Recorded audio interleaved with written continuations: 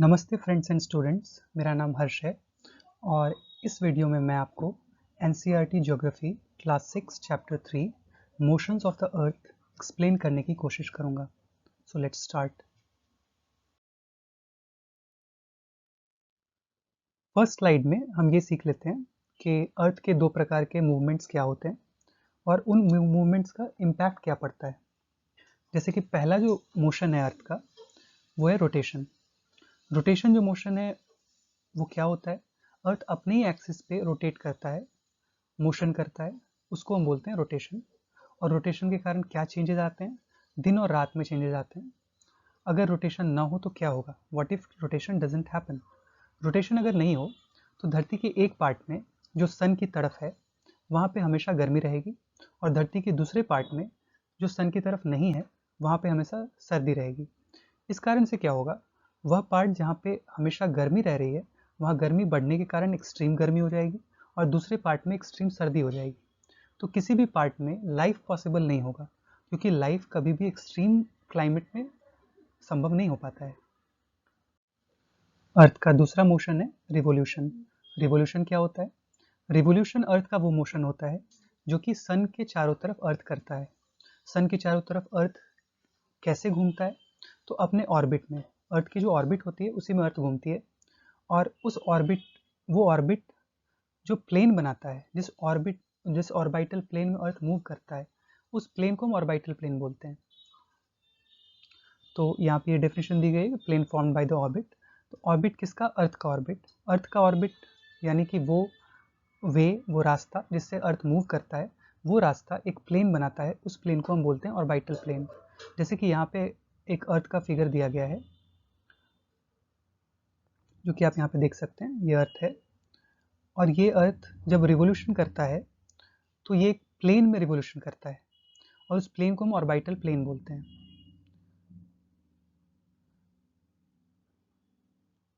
जैसे कि अगर हम यहाँ पे समझ लें कि एक्स वाई एक्सिस है, ये रहा हमारा एक्स एक्सिस और ये रहा वाई एक्सिस और यहाँ पे कहीं पे सन है और हमारा अर्थ इस ऑर्बिट में मूव कर रहा है। तो ये जो एक्स वाई प्लेन है ये ऑर्बिटल प्लेन है, लेकिन हमारा अर्थ 3 डायमेंशनल है, ये फिगर तो 3 डायमेंशनल होना चाहिए। तो हमारा अर्थ कहाँ पे होगा, हमारा अर्थ जेड एक्सिस में होगा जो कि इस प्लेन के, यानी कि ये जो स्क्रीन है इसके ऊपर होगा। तो अगर ये जो मूव कर रहा है अर्थ, ये जिस प्लेन में मूव कर रहा है यानी कि एक्स वाई प्लेन, तो वो हो गया ऑर्बिटल प्लेन। लेकिन अर्थ अपने ऑर्बिटल प्लेन से हमेशा एक एंगल बनाता है। वैसे अगर अर्थ बिल्कुल सीधी होती अर्थ, तो फिर वो 90 डिग्री का एंगल होता। जैसा कि आप यहाँ पे देख सकते हैं कि अगर अर्थ बिल्कुल सीधा हो और ये ऑर्बिटल प्लेन है तो ये एंगल 90 डिग्री का होना चाहिए था, लेकिन ऐसा नहीं होता है। अर्थ टिल्टेड होती है और अर्थ के टिल्टेड होने के कारण आप यहाँ पे देख लें, ये रहा पोल। जबकि अगर मैं कलर चेंज कर लेता हूँ, मैं पहले इसको रब कर देता हूँ जिससे कि ये क्लियर हो पाए कि मैं क्या बताने की कोशिश कर रहा हूँ। आप ये देखें, ये ऑर्बिटल प्लेन है।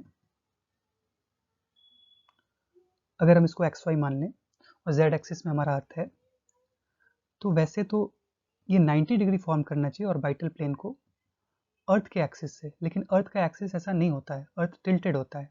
अगर यहाँ पे अर्थ होता, अर्थ का एक्सिस होता, अर्थ बिल्कुल सीधी होती, तब तो ये 90 डिग्री होता, लेकिन ऐसा नहीं है।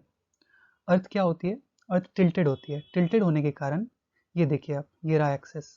यानी कि अगर हम नॉर्मली सोचें तो पोल्स यहाँ पे होने चाहिए, लेकिन ऐसा नहीं होता है। यहाँ पे और यहाँ पे नॉर्थ पोल साउथ पोल होने चाहिए, लेकिन ऐसा नहीं होता है।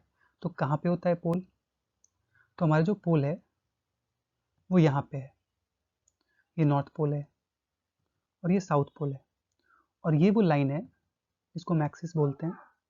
तो ये एक्सिस जो है वो टिल्टेड है, तो ऑर्बिटल प्लेन के साथ इसका एंगल 90 डिग्री ना होके ये 66.5 डिग्री होता है, 66 डिग्री 30 मिनट्स।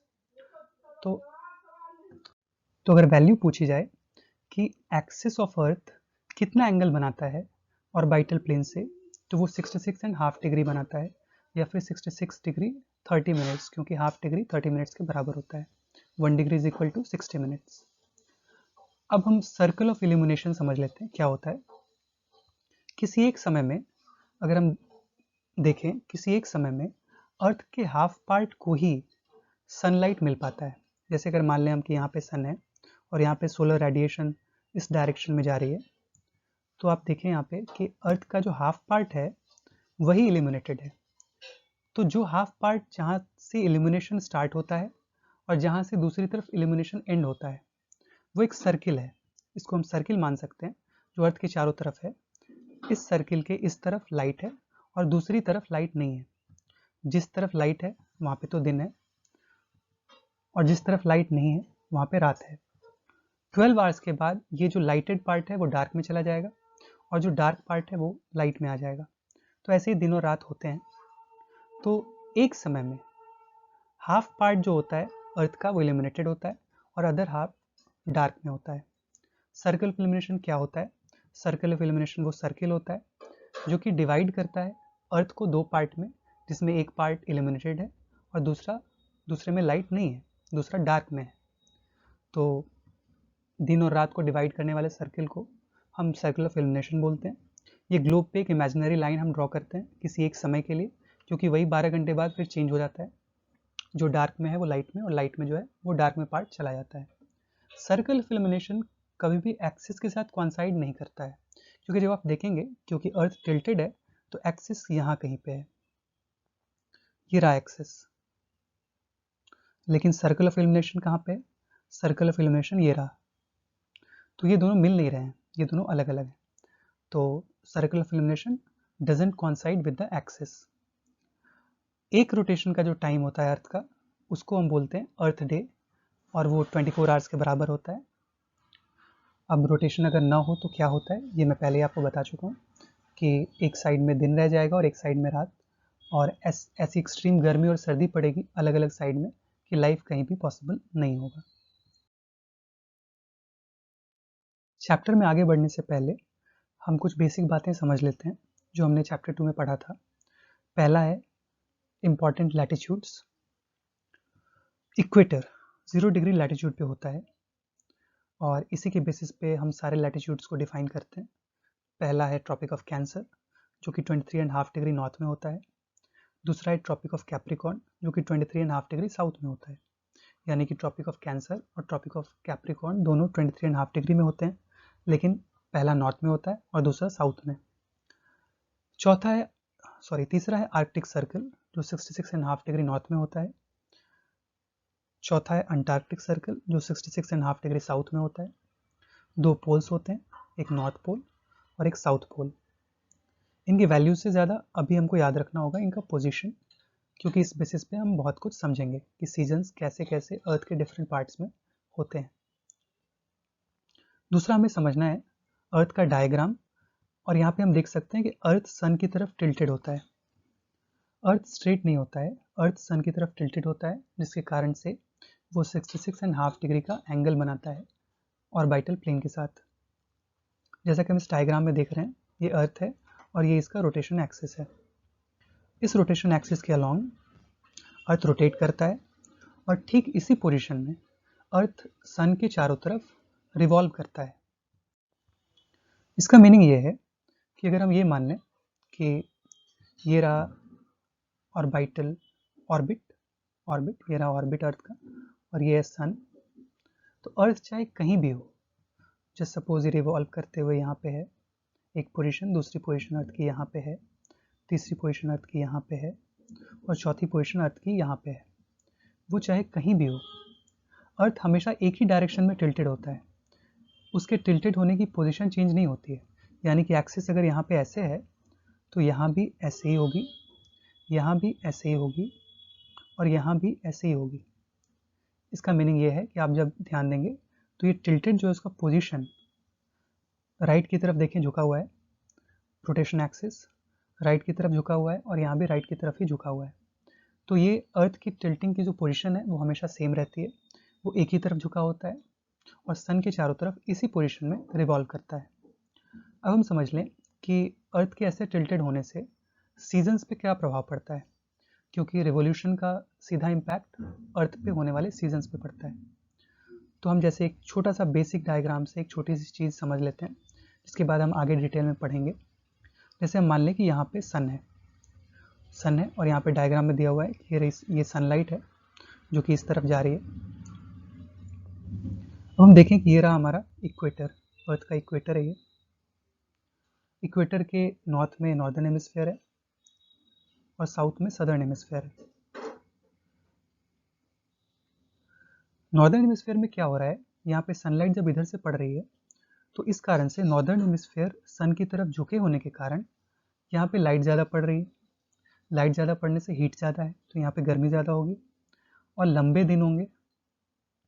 ठीक वहीं सदर्न हेमिस्फीयर में, क्योंकि ये सन से दूर है, क्योंकि नॉर्दर्न हेमिस्फीयर सन की तरफ झुका हुआ है तो सदर्न हेमिस्फीयर सन से दूर है, इस कारण से यहाँ पे लाइट डायरेक्ट नहीं पड़ पा रही है और यहाँ पे सर्दी ज़्यादा है, कंपैरेटिवली टेम्परेचर कम है, यहाँ सर्दी है और यहाँ पे रातें लंबी हैं, दिन छोटे हैं, तो अपोजिट कंडीशन है। तो ये जैसे यहाँ पे टिल्टेड पोजीशन अगर हम यहाँ पे देखें तो ये शायद ये वाली पोजीशन है, अर्थ यहाँ पे है, ये टिल्टेड पोजीशन है, आप यहाँ पे देखें शायद रिजेंबल कर रहा है ये जो हमारा डायग्राम है उससे। अगर हम ये मान लें कि सन यहाँ पे कहीं पे है और सनलाइट इधर से पड़ रही है, तब क्या होता है, जब सनलाइट इधर से पड़ रही होती है तो हम देखेंगे कि सेम टिल्टेड पोजीशन है, पोजीशन चेंज नहीं हो रही है। राइट की तरफ झुका हुआ है तो राइट की तरफ ही झुका हुआ है, चाहे वो यहाँ पे हो या फिर यहाँ पे हो। लेकिन यहाँ पे क्या हो रहा है, ये सदर्न हेमिस्फीयर सन की तरफ दिख रहा है क्योंकि उधर झुका हुआ है, तो सदर्न हेमिस्फीयर में गर्मी ज़्यादा पड़ेगी क्योंकि सनलाइट डायरेक्ट पड़ रही है, क्योंकि अर्थ का सदर्न हेमिस्फीयर सन की तरफ झुका हुआ है, तो गर्मी ज़्यादा है, लंबे लंबे दिन हैं और ठीक ऑपोजिट कंडीशन हो जा रहा है नॉर्दर्न हेमिस्फीयर में। तो इसी बेसिस पे हम आगे जो डायग्राम पढ़ेंगे उसको हम बढ़िया से समझ पाएंगे। So let's go to the next slide. इस स्लाइड में हम रिवोल्यूशन के बारे में पढ़ेंगे। रिवोल्यूशन क्या होता है ये हम जानते हैं। रिवोल्यूशन सन का अर्थ का मोशन है सन के चारों तरफ अराउंड द सन। एक रिवोल्यूशन करने में अर्थ 365 डेज एंड 6 आवर्स लेता है। 6 आवर्स 1/4 ऑफ डे होता है, तो 365 डेज एंड 1/4 ऑफ डे यहाँ पे लिखा है। लेकिन हम क्या करते हैं, फॉर द सेक ऑफ कॉन्वेनियंस, सुविधा के लिए हम ये मान लेते हैं कि एक ईयर में 365 डेज होते हैं और 4 साल बाद ये जो एक्स्ट्रा 1/4 ऑफ डे है ये 4 साल बाद 4 साल में एक दिन बन जाता है और उसको हम लीप ईयर के रूप में मनाते हैं और फरवरी में एक एक्स्ट्रा दिन जोड़ देते हैं हर एक 4th ईयर, और इसीलिए 4 साल बाद जो फरवरी में 29 डेज होते हैं, वैसे बाकी 3 साल 28 डेज होते हैं। तो ये हमारे ईयर को समझने का तरीका है। उसके बाद हम ये समझ लें कि हमारा जो अर्थ है वो हमेशा एक ही डायरेक्शन में टिल्टेड होता है, जैसा कि हमने पिछले स्लाइड में पढ़ा था। जैसे कि यहाँ देखें आप, ये हमारा जो अर्थ है ये इसी डायरेक्शन में टिल्टेड है, यहाँ भी अर्थ उसी डायरेक्शन में टिल्टेड है। आप देखें कि राइट की तरफ झुका हुआ है, राइट की तरफ झुका हुआ है, यहाँ भी राइट की तरफ झुका हुआ है और यहाँ भी राइट की तरफ झुका हुआ है।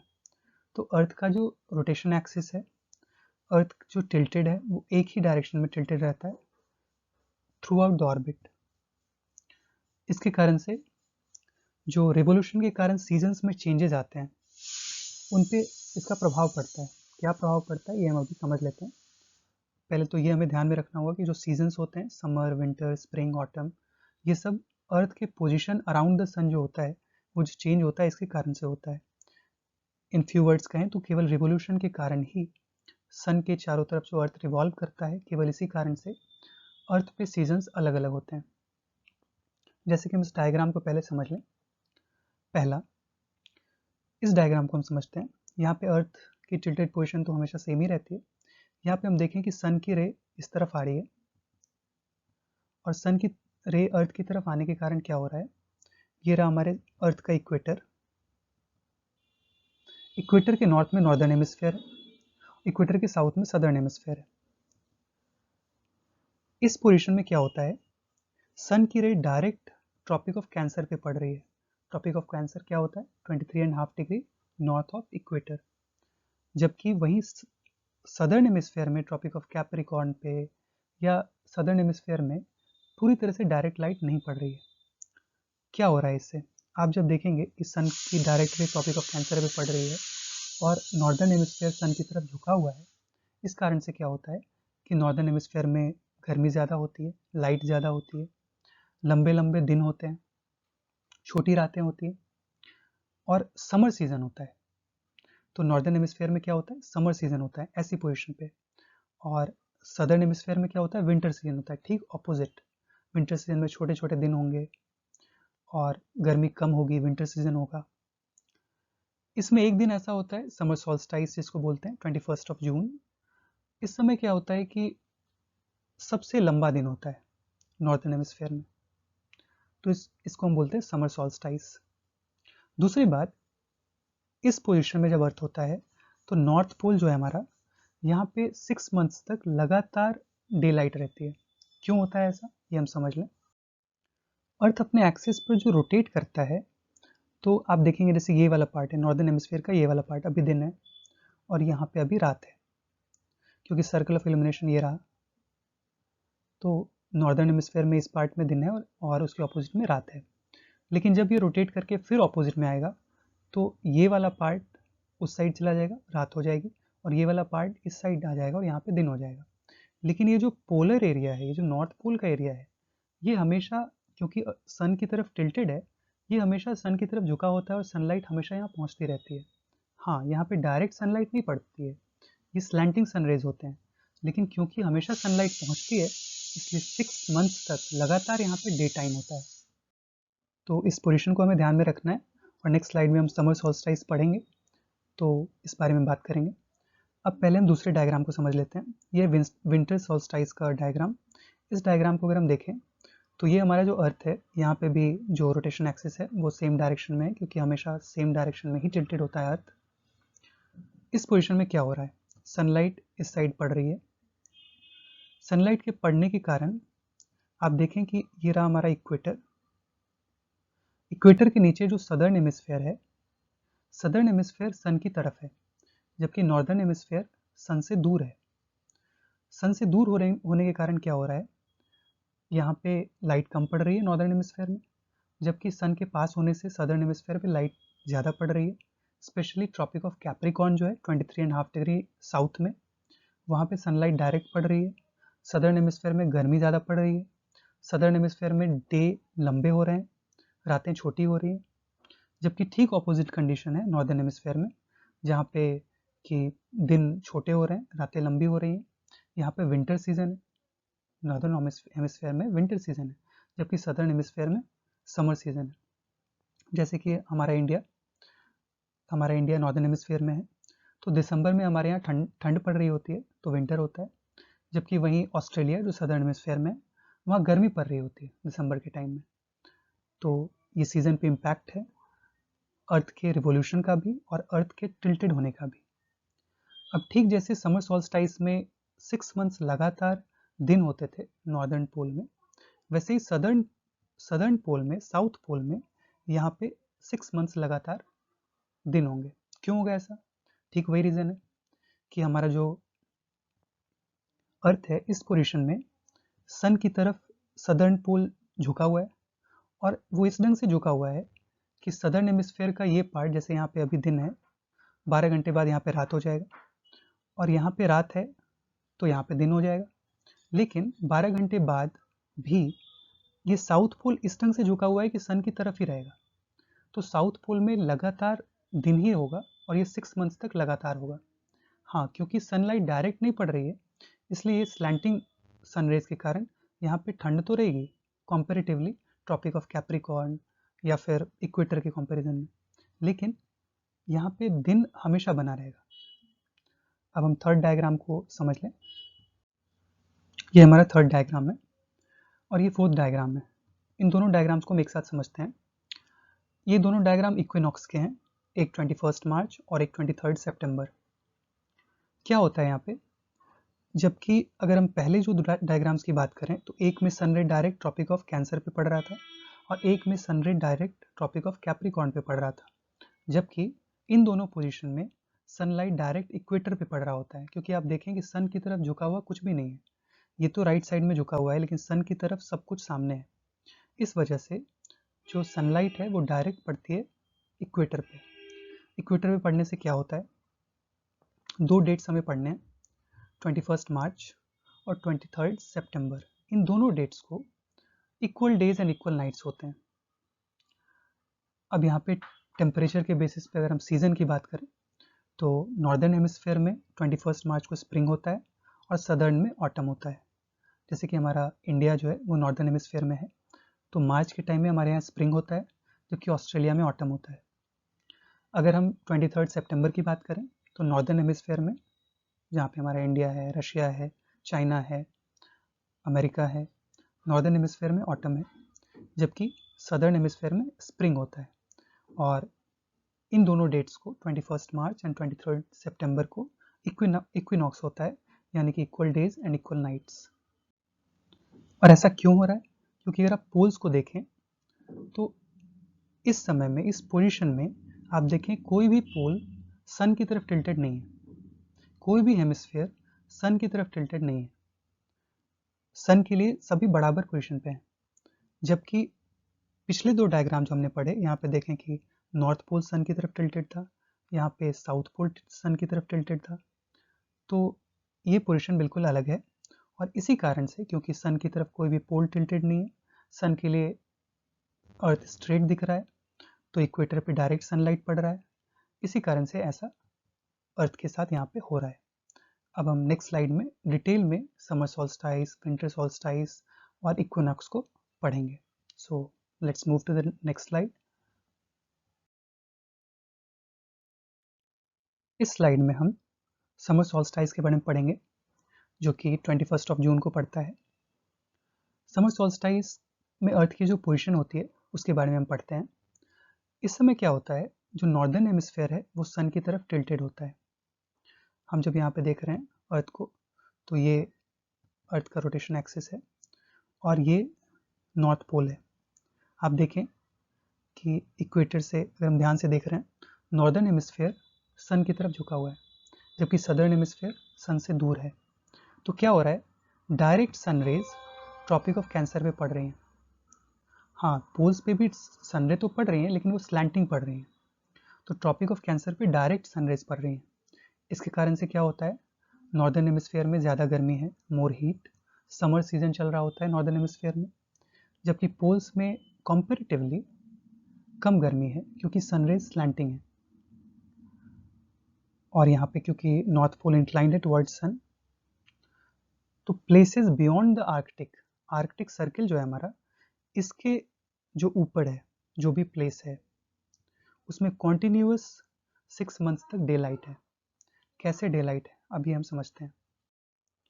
अगर इधर सन है तो ये वाला जो नॉर्दर्न हेमिस्फेयर का पार्ट है यहाँ पे दिन है, और ये वाला जो पार्ट है वहाँ पे रात है।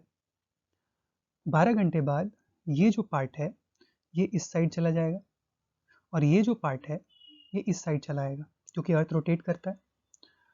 तो रोटेशन के बाद इधर दिन और उधर रात हो जाएगी, जहाँ पे रात थी वहाँ दिन, और जहाँ पे दिन है वहाँ रात।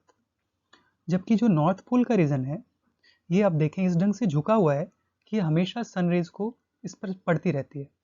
इस कारण से क्या होगा, केवल अर्थ के टिल्टेड पोजीशन के कारण नॉर्थ पोल में हमेशा दिन रहेगा 6 महीने तक। और क्या होता है नॉर्दर्न हेमिस्फेयर में, समर सॉल्स्टाइस के टाइम पे और अर्थ के ऐसे पोजीशन में लॉन्गेस्ट डे, यहाँ पे आप शॉर्टेस्ट कर लेंगे, ये गलत लिखा है spelling, longest day and shortest night होती है नॉर्दर्न हेमिस्फेयर में। किस टाइम में, समर सॉल्स्टाइस 21 जून। और वैसे इस पोजीशन में लॉन्गर डेज होंगे नॉर्दर्न हेमिस्फेयर में, शॉर्टर नाइट्स होंगे नॉर्दर्न हेमिस्फेयर में। जबकि सदर्न हेमिस्फेयर में बिल्कुल रिवर्स कंडीशन होता है। क्या होता है यहाँ पे विंटर सीजन चल रहा होता है, यहाँ पे लंबी रातें चल रही होती हैं। और जबकि वही हम जब विंटर सॉल्स्टाइस पढ़ेंगे तो ठीक यही पोजीशन जो यहाँ पे नॉर्दर्न हेमिस्फेयर की है वो वहाँ सदर्न हेमिस्फेयर की हो जाएगी। सो लेट्स नेक्स्ट स्लाइड की तरफ हम बढ़ते हैं। इस स्लाइड में हम विंटर सॉल्स्टाइस के बारे में पढ़ेंगे। ये 22 दिसंबर में आता है, और अर्थ की इस ढंग की पोजीशन होती है जिसको हम समझने जा रहे हैं। इस पोजीशन में क्या होता है, इस पोजीशन में जो साउथ पोल है वो सन की तरफ टिल्टेड होता है।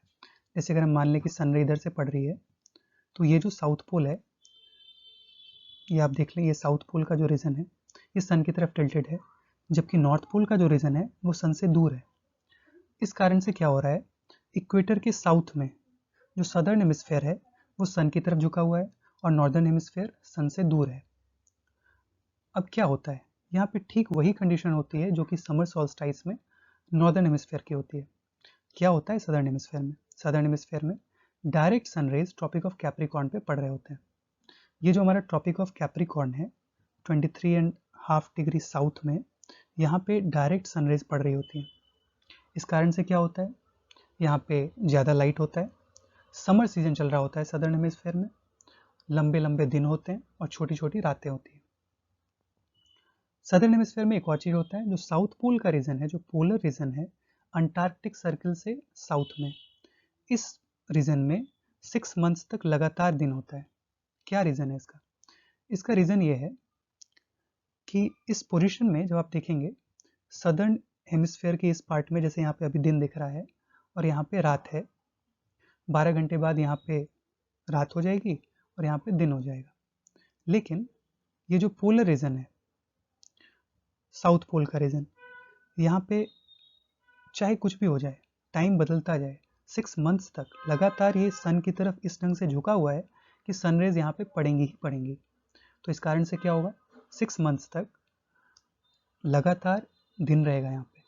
हाँ, लेकिन यहाँ पे क्योंकि सनरेज स्लैंटिंग पड़ती हैं, डायरेक्ट नहीं पड़ती हैं, इसलिए in comparison to other regions of southern hemisphere यहाँ पे गर्मी कम होगी, जबकि नॉर्दर्न हेमिस्फेयर में ठीक उल्टा होगा।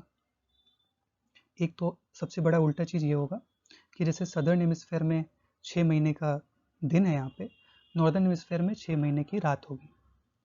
और ऐसा ही समर सॉल्स्टाइस में भी होता है। समर सॉल्स्टाइस में नॉर्दर्न हेमिस्फेयर में नॉर्थ पोल में 6 महीने का दिन होता है और साउथ पोल में 6 महीने की रात होती है।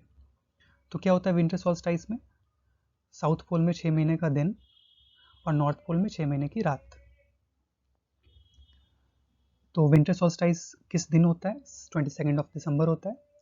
अगर हम इंडिया के रेस्पेक्ट से देखें तो दिसंबर में हम समझते हैं कि, हम तो जानते हैं कि यहाँ पे विंटर सीजन होता है, क्योंकि हमारा इंडिया जो है वो नॉर्दर्न हेमिस्फेयर में, और नॉर्दर्न हेमिस्फेयर में विंटर विंटर होता है यहाँ पे। तो हम किस रेस्पेक्ट में समझते हैं, ये विंटर सॉल्स्टाइस किस रेस्पेक्ट में कह रहे हैं, with respect to northern hemisphere, क्योंकि नॉर्दर्न हेमिस्फेयर में इस टाइम में विंटर पड़ता है। लेकिन पूरी स्टडी किसकी करते हैं, सदर्न हेमिस्फेयर की। सदर्न हेमिस्फेयर में ज़्यादा लाइट पड़ रहा है, ज़्यादा गर्मी है, ज़्यादा लंबे दिन हैं एंड ऑल दैट। जबकि हम वही ऑस्ट्रेलिया की बात करें जो कि सदर्न हेमिस्फेयर में है, तो वहाँ पे इंडिया से ठीक ऑपोजिट कंडीशन है। ज़्यादा लाइट है ऑस्ट्रेलिया में, समर सीजन है, यानी कि दिसंबर में जहाँ इंडिया में विंटर सीजन है, ऑस्ट्रेलिया में समर सीजन है। लंबे दिन होते हैं ऑस्ट्रेलिया में वहाँ पे, और छोटी रातें होती हैं। ठीक है, तो अब हम नेक्स्ट स्लाइड में इक्विनॉक्स को समझते हैं। So let's move to the next slide. इस स्लाइड में हम इक्विनॉक्स के बारे में पढ़ लेते हैं। इक्विनॉक्स 21 ऑफ मार्च और 23 ऑफ सितंबर, पूरे वर्ष में 2 बार आता है। इक्विनॉक्स के समय क्या होता है, डायरेक्ट सनरेज इक्वेटर पे पड़ती हैं। इस डायग्राम में ये इक्वेटर है, इक्वेटर पे डायरेक्ट सनरेज पड़ रही होती हैं। जबकि अगर हम स्मरण करें तो समर सॉल्स्टाइस के टाइम ट्रॉपिक ऑफ कैंसर पे डायरेक्ट सनरेज पड़ रही थी, और विंटर सॉल्स्टाइस के टाइम ट्रॉपिक ऑफ कैप्रिकॉर्न पे सनरेज पड़ रही थी डायरेक्ट। लेकिन यहाँ क्या हो रहा है, इक्वेटर पे डायरेक्ट सनरेज पड़ रही है। और एक इम्पॉर्टेंट बात है, कोई भी पोल सन की तरफ झुका हुआ नहीं होता इक्विनॉक्स के टाइम। जबकि अगर हम समर सॉल्स्टाइस को याद करें तो समर सॉल्स्टाइस के टाइम नॉर्थ पोल झुका हुआ था सन की तरफ, विंटर सॉल्स्टाइस के टाइम साउथ पोल झुका हुआ था सन की तरफ। और एक सबसे इम्पॉर्टेंट बात, इक्विनॉक्स में क्या होता है, तो इक्वल डेज और इक्वल नाइट्स होते हैं पूरे अर्थ पे बराबर दिन और बराबर रातें होती हैं। अब ये जो 2 दिन हैं जब इक्विनॉक्स होता है, 21 मार्च और 23 सितंबर, नॉर्दर्न और सदर्न हेमिस्फेयर में सीजन में कुछ चेंजेस होते हैं। जैसे कि 21 मार्च को नॉर्दर्न हेमिस्फेयर में स्प्रिंग होता है, जैसे कि हमारे इंडिया में जो कि नॉर्दर्न हेमिस्फेयर की कंट्री है, यहाँ पे होली का टाइम होता है मार्च के टाइम में, और यहाँ पे स्प्रिंग होता है, ना तो ज़्यादा गर्मी होती है ना ज़्यादा ठंड होती है। वहीं ऑस्ट्रेलिया जो कि सदर्न हेमिस्फेयर की कंट्री है, तो वहाँ पे सदर्न हेमिस्फेयर में ऑटम होता है 21 मार्च को। सेकेंड जो डेट है 23 सितंबर, उस समय नॉर्दर्न हेमिस्फेयर में ऑटम होता है, इंडिया में पतझड़ का मौसम होता है सितंबर में, जबकि सदर्न हेमिस्फेयर में 23 सितंबर को स्प्रिंग होता है। तो इसी के साथ ये वीडियो यहीं पे समाप्त होता है। अगर आपको ये वीडियो अच्छा लगे तो इस वीडियो को लाइक करें, शेयर करें, मेरे चैनल को सब्सक्राइब करें और नोटिफिकेशन ऑन करें। अगर आपके कुछ सुझाव हों तो मुझे कमेंट सेक्शन में बताएं। Thank you to all of you जो भी इस वीडियो को देख रहे थे। Thanks again.